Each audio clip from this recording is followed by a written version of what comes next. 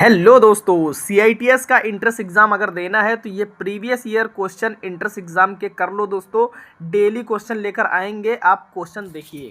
Question पहला है जो previous year CITS entrance exam में आया था। ये सब सिर्फ इलेक्ट्रीशियन ट्रेड के क्वेश्चन है। ओके, अगर कोई ट्रेड के आपको चाहिए तो कमेंट करिए। वॉट लिखा है, what length of overlapping portion to be provided for straight joint for of 19 mm with batten in batten wiring. Batting wiring में सीधे तौर पर 19 mm चौड़ाई के जोड़ के लिए ओवरलैपिंग भाग की लंबाई कितनी होनी चाहिए। तो देखिए, वैसे तो इसकी सामान्यता जो इसकी लंबाई मैं बता रहा हूँ इसको नोट कर लीजिएगा। इसकी लंबाई जो होती है 19 mm से लेकर 23 mm के बीच होती है। अब 19 से लेकर 19 mm 23 mm के बीच में कौन सा ऑप्शन आपको मिल रहा है? पहला तो ऑप्शन होगा नहीं, 40 भी नहीं होगा, 30 भी नहीं होगा। ऑप्शन बी क्या है? करेक्ट है, क्योंकि 19 और 23 के बीच में है। तो ऑप्शन क्या होगा? A2 करेक्ट होगा, 25 mm करेक्ट होगा।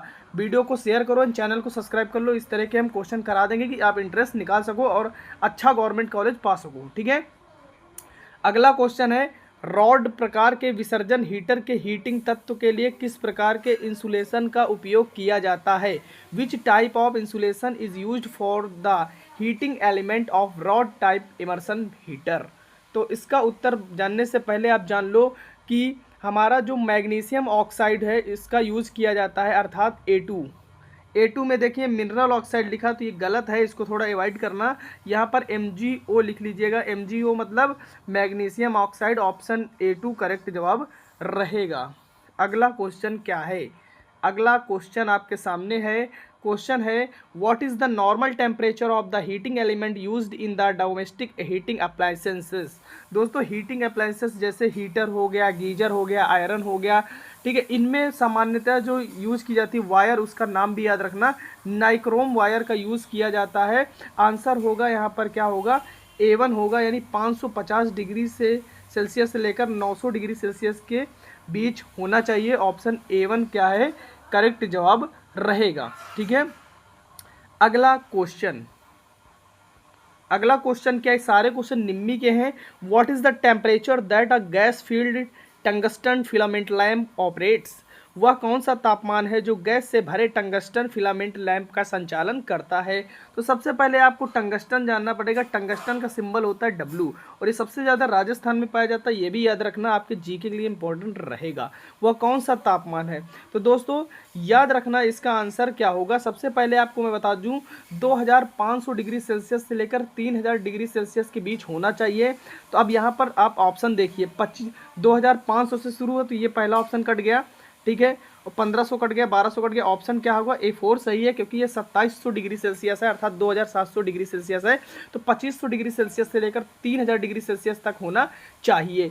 देखिए, ये जो हमारा टंगस्टन होता है इसका मेल्टिंग पॉइंट क्या होता है? बहुत ज़्यादा होता है दोस्तों, इसको भी याद रखना साइड में। ठीक है, अगला क्वेश्चन है, which tool is to be use to mark a long vertical run for installing a cable run on wall.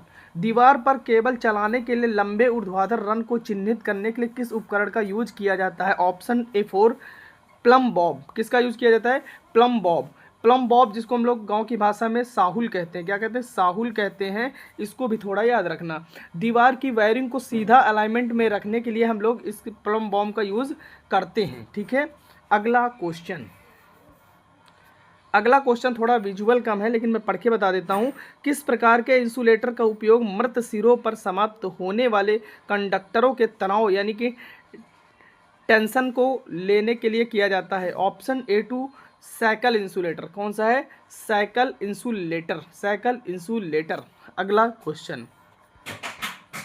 Question है, what should be the minimum value of insulation resistance is needed for the safe operation of water heater.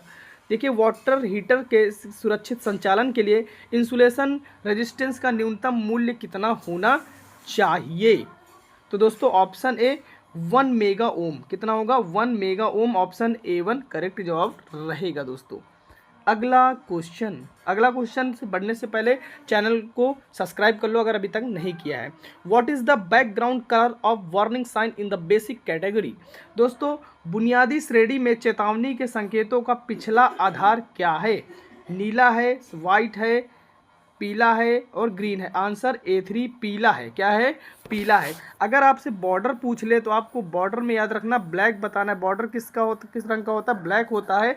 और shape की बात करें तो shape हमारा triangle shape में देखने को मिलता है दोस्तों।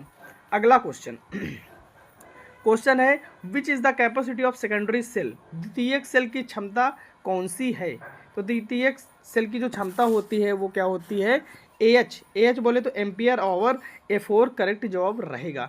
फार्मूला होता है कैपेसिटी इक्वल टू करंट यानी और इनटू टाइम। ठीक है, ये एक फार्मूला होता है, इसको भी थोड़ा याद रखना। वीडियो को खूब शेयर करो।